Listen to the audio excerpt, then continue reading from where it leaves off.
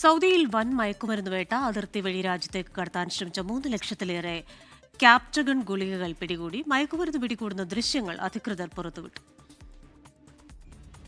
ഹദീദ തുറമുഖം, king Fahad causeway എന്നിവ വഴി സൗദിയിലേക്ക് മയക്കുമരുന്ന് കടത്താനുള്ള ശ്രമമാണ് സൗദി കസ്റ്റംസ് അതോറിറ്റി പരാജയപ്പെടുത്തിയത്.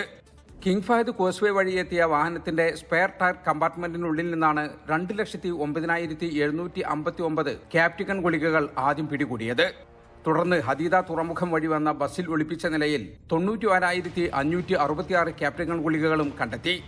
ആകെ 3,01,325 മയക്കുമരുന്ന് ഗുളികകൾ.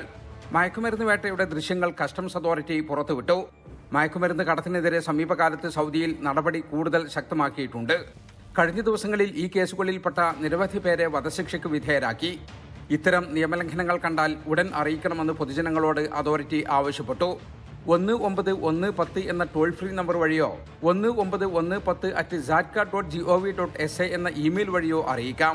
വിദേശത്ത് നിന്നാണെങ്കിൽ 0096619110 എന്ന നമ്പറിൽ വിളിച്ച് അറിയിക്കാനുള്ള സൗകര്യവുമുണ്ട്. ജലീൽ കണമകലം, 24 ജിദ്ദ. ലോകത്തെവിടെയായാലും ഏത് സമയത്തും 24 വാർത്തകളും ഓഗ്മെന്റഡ് റിയാലിറ്റി പാക്കേജുകളും എക്സ്പ്ലെയിനറുകളും വിശദമായി കാണാൻ ഞങ്ങളുടെ യൂട്യൂബ് ചാനൽ നിങ്ങൾക്ക് സബ്സ്ക്രൈബ് ചെയ്യാം.